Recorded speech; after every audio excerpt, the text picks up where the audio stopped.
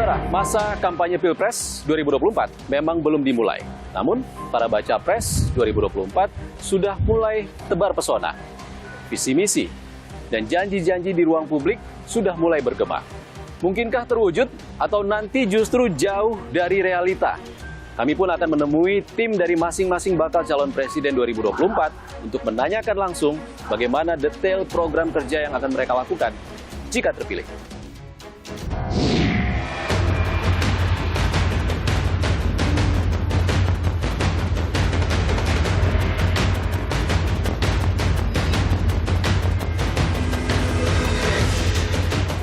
Jelang pemilu 2024, kontestasi politik tiga bakal orang nomor satu di Indonesia kian ketat. Baca pres Ganjar Pranowo, Prabowo Subianto, dan Anies Baswedan ramai-ramai menjual gagasan terbaiknya demi menarik suara publik. Bukan sekadar intrik, setumpuk persoalan negeri kini menanti solusi para elit politik. Dua PR besar masih mencari jalan keluar. Ya, ekonomi dan penegakan hukum. Termasuk kasus korupsi pejabat negara yang tak kunjung kelar. Lalu, apa saja gagasan besar yang telah disampaikan para baca pres?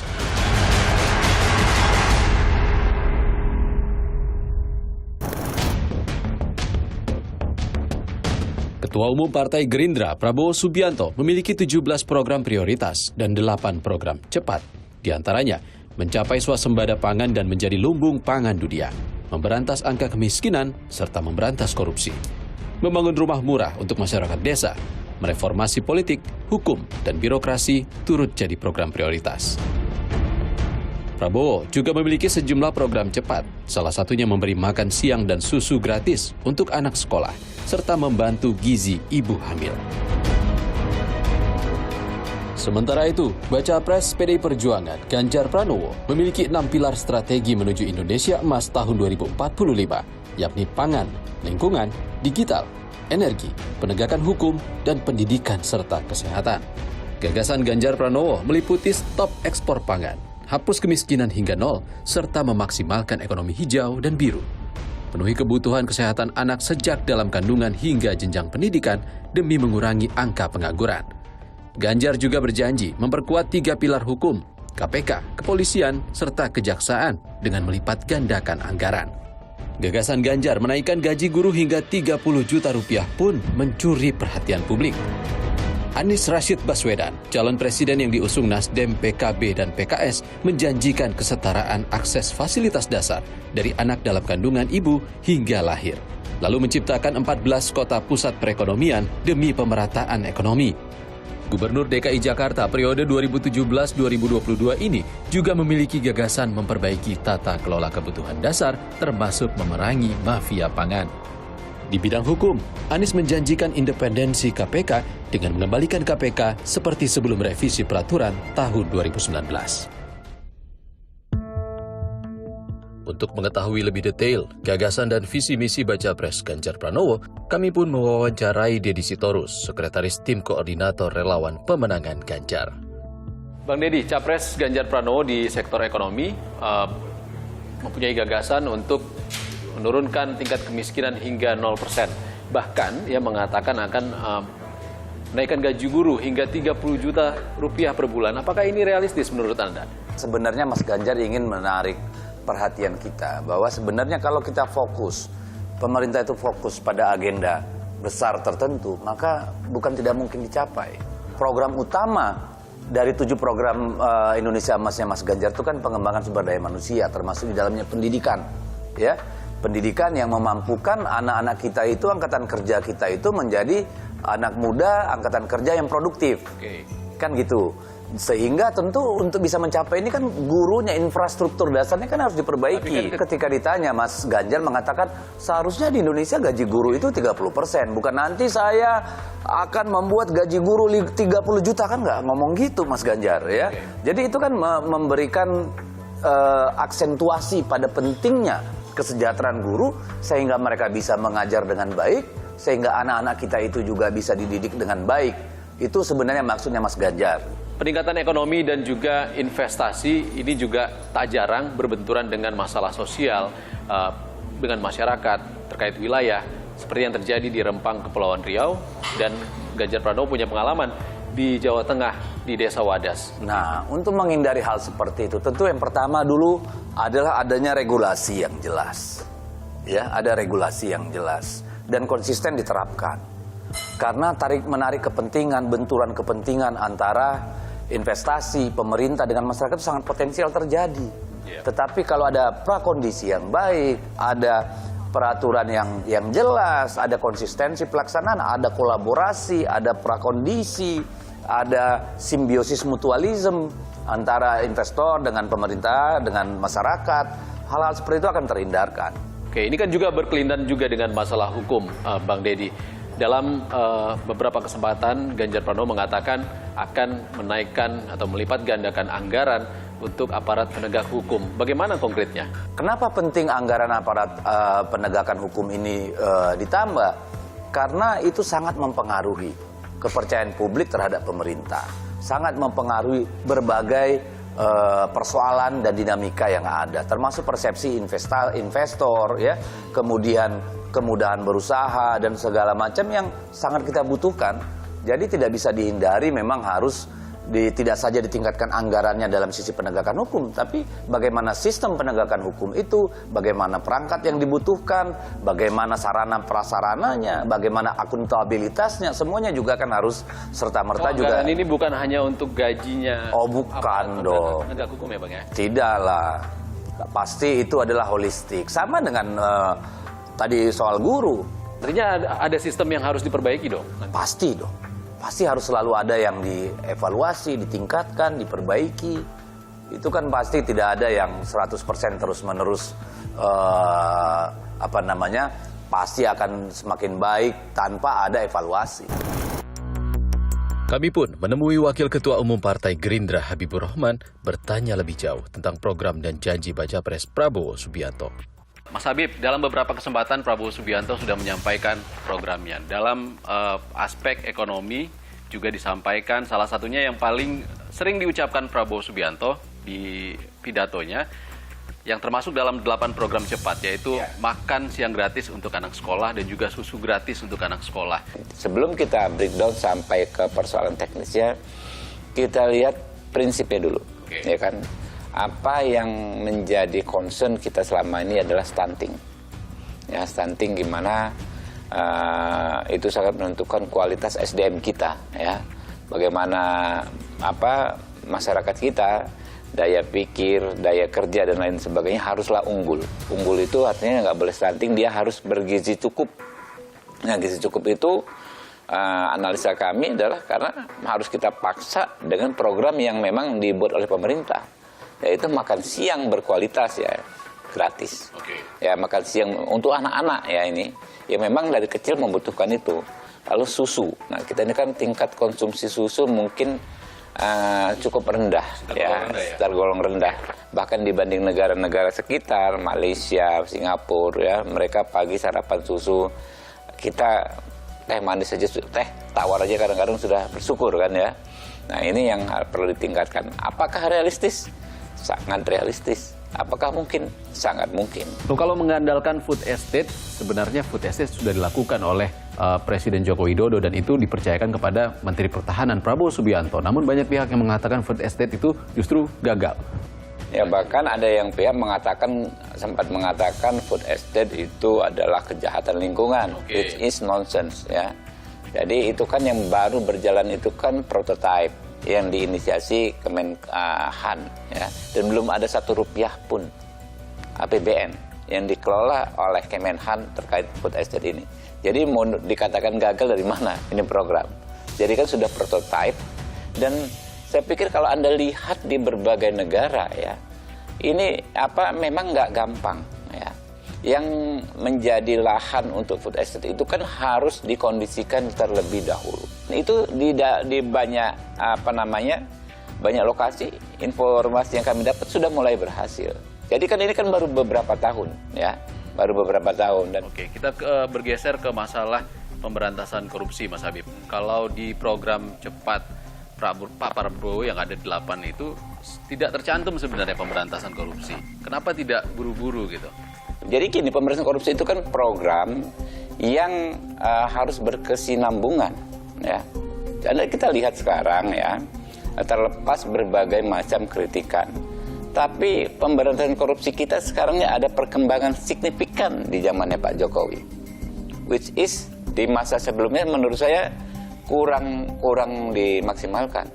Di era ini luar biasa, berbagai macam kritikan misalnya terhadap pimpinan KPK ya, kepada macam konflik dan lain sebagainya, tetapi tiga hal tersebut berjalan secara simultan. Tapi menterinya yang korupsi banyak juga, Pak. Nanti dulu, edukasi, kemudian pencegahan, penindakannya signifikan.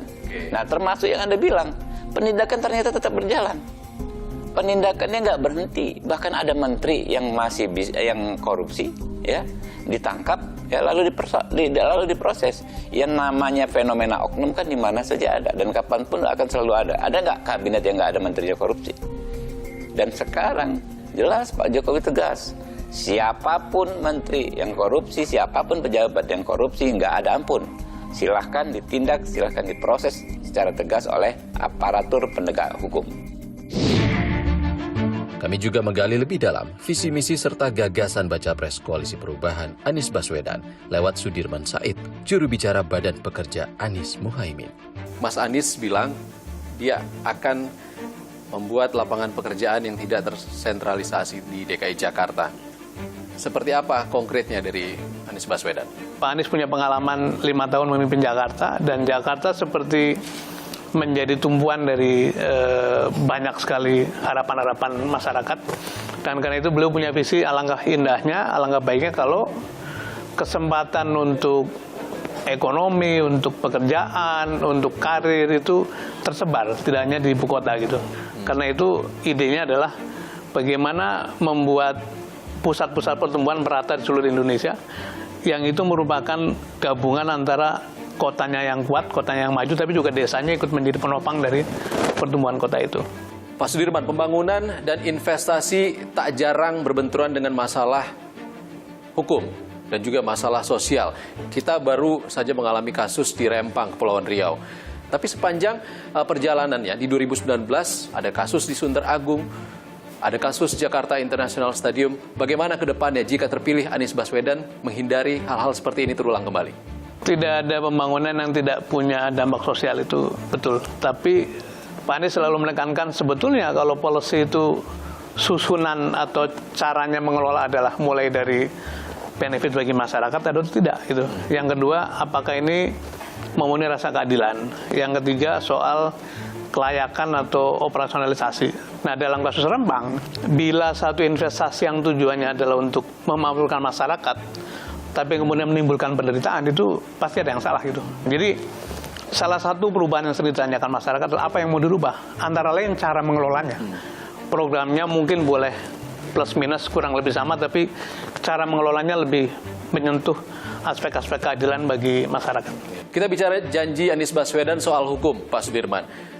Di poin terakhir, ia mengatakan akan mengembalikan Komisi Pemberantasan Korupsi seperti sebelum revisi undang-undang. Ini seperti apa nantinya? KPK mendapat tempat khusus karena KPK pernah mengalami prestasi gemilang, yaitu ketika dipimpin oleh orang-orang yang punya integritas tinggi, punya kompetensi tinggi, dan juga ketika pemerintah itu tidak ikut cawe-cawe. Nah, kita mengalami 2 pukulan sekaligus. Pertama, undang-undangnya direvisi sehingga mengalami pelemahan secara kelembagaan. Yang kedua, kebetulan ketemu dengan pemimpin yang sekarang sudah terbukti kan banyak sekali isu-isu yang menyangkut integritas. Nah, 2 pukulan itu membuat KPK menjadi sangat lemah. Pemimpin itu tidak saja berkewajiban mendeliver program, tapi juga memberikan contoh bagaimana cara-cara bekerja dengan baik, dengan menjaga integritas dan menjaga terbebas dari konflik kepentingan. Saudara, di balik adu gagasan, ada harapan yang dititipkan oleh masyarakat. Lalu bagaimana para ahli menanggapi gagasan yang dijual untuk menarik suara pemilih? Kita nggak usah melihat sosoknya dulu deh, kita lihat rekam jejaknya. Dalam rekam jejaknya sudah menunjukkan konsistensi dalam pemberantasan korupsi dan menyelesaikan pelanggaran HAM berat.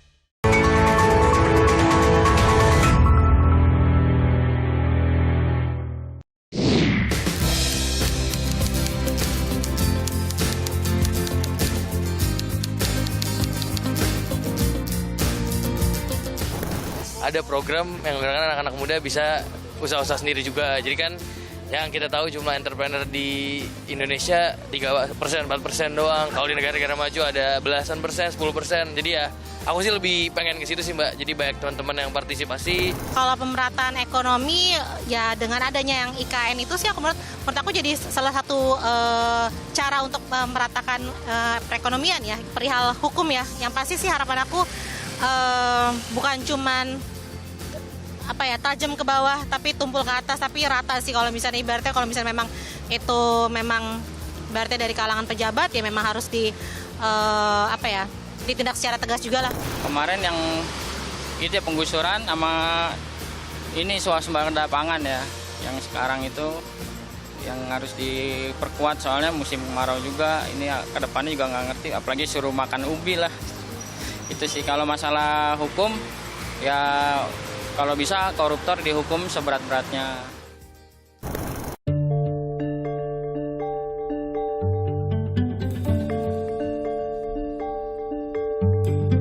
Saudara, masalah ekonomi dan penegakan hukum adalah sejumlah PR bangsa yang harus diselesaikan para calon pemimpin nanti. Janji-janji para calon presiden pun harus dikritisi. Kami akan ajak Anda untuk mengkritisinya dengan para ahli. Kami pun bertemu pakar hukum tata negara Bivitri Susanti, mengkritisi seberapa realistis janji para baca pres menegakkan hukum dan memberantas korupsi. Mbak Bibip, dari 3 baca pres sudah memaparkan janjinya di awal. Tapi sudah banyak yang mengarah ke beberapa sektor. Salah satunya adalah masalah hukum. Masing-masing baca pres punya janji berbeda. Prabowo Subianto mengatakan akan menaikkan gaji APH sebagai upaya penanggulangan hukum. Saya melihat sebenarnya ini tidak realistis juga ya dari segi anggaran itu tadi tuh. Karena penegakan hukum itu tidak hanya soal gaji, tapi juga soal fasilitas dan lain sebagainya. Dan jangan lupa kalaupun nanti anggaran dinaikkan, ada masalah juga nih dalam soal korupsi di tubuh aparat penegak hukum sendiri yang kita sudah bisa lihat banyak ya perkara belakangan ini menyangkut oknum-oknum kepolisian maupun oknum jaksa. Di baca pres lain, Ganjar Pranowo mengatakan akan memperkuat KPK. Anies Baswedan mungkin lebih ekstrim lagi. Dia ingin mengembalikan KPK sebelum ada revisi Undang-Undang KPK kemarin. Mereka, dalam arti presiden nanti siapapun nanti yang akan terpilih kita belum tahu. Tapi ini memang sesuatu yang harus dilakukan. Supaya pemberantasan korupsi balik lagi seperti dulu paling tidak, KPK-nya harus dikembalikan seperti dulu. Sebelum revisi 2019. Nah misalnya berarti tidak ada dewas, kemudian stafnya itu semua bukan ASN, karena kan yang bikin banyak orang bagus dipecat waktu itu tes wawasan kebangsaan, karena mereka ganti status jadi aparatur sipil negara. Terus juga misalnya tidak boleh memberikan SP3 dan banyak hal lainnya. Ya yang paling urgent sebenarnya masalah pemberantasan korupsi dan juga hak asasi manusia. Kita nggak usah melihat sosoknya dulu deh, kita lihat rekam jejaknya. Apakah mereka bertiga itu dalam rekam jejaknya sudah menunjukkan konsistensi dalam pemberantasan korupsi dan menyelesaikan pelanggaran HAM berat. Bahkan kalau mereka pernah melakukannya atau turut serta melakukan, berarti rekam jejaknya sudah buruk tuh, dan artinya tidak layak untuk dipilih.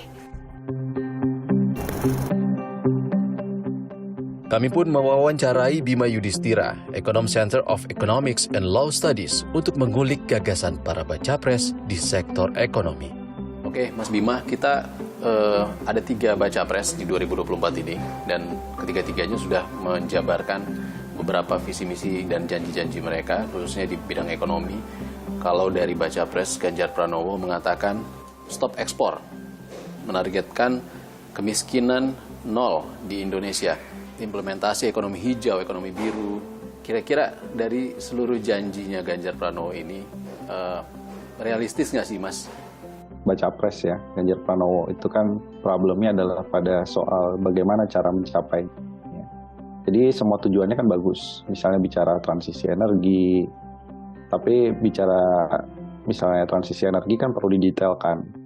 Begitu juga janji-janji yang seolah-olah mendorong misalnya adanya anggaran yang lebih besar untuk guru, gaji guru, apakah dengan kondisi APBN sekarang mampu menggaji guru sebesar itu. Soal kemiskinan yang 0% itu mungkin melanjutkan juga dari apa yang ingin dicapai oleh Pak Jokowi, tetapi tantangan kemiskinan itu pun juga kita bisa lihat, misalnya di Jawa Tengah, masih banyak orang-orang miskin. Kantong kemiskinan salah satunya di Pulau Jawa ya ada di Jawa Tengah. Prabowo Subianto tidak kalah populis. Dia mengatakan ada makan gratis untuk anak sekolah, susu gratis, tunjangan ibu hamil, bahkan menaikkan gaji ASN dan perangkat-perangkat lainnya. Jumlah anak TK, siswa TK sampai dengan SMA itu kan setidaknya 58 juta orang. Ya tinggal dikalikan aja rata-rata misalnya. Berapa jumlah makan gratis yang akan dibagikan. Beberapa studi menyebut angkanya sampai 266 triliun rupiah. Jadi yang jadi pertanyaan, apakah demi misalnya mewujudkan janji-janji populis tadi, dia harus mengorbankan program-program lainnya. Ya, untuk Anies Baswedan sebenarnya sebagian justru replikasi ya dari program-program yang ada di DKI Jakarta ingin dinasionalkan. Jadi belum ada program-program yang disebut sebagai narasi perubahan itu belum terlihat. Baru menyajikan permasalahan-permasalahan di luaran. Jadi belum ada program yang konkret, saya kira baru permasalahan luar. Kemungkinan besar banyak program-programnya masih ingin disesuaikan dengan cawapresnya ya, yaitu Caimin, dan juga mungkin nanti kita akan lihat lebih detail ketiga pasang calon ini pada saat penyampaian visi misi di KPU, baru publik bisa mencerna sebenarnya program aksinya seperti apa. Kami tutup 60 menit special report edisi kali ini, saudara. Jangan lupa, pemilu akan kita laksanakan 14 Februari 2024 mendatang. Dan pastikan untuk tetap mengikuti perkembangannya di Kompas TV, independen, terpercaya. Saya Ihsan Sitorus pamit. Sampai jumpa.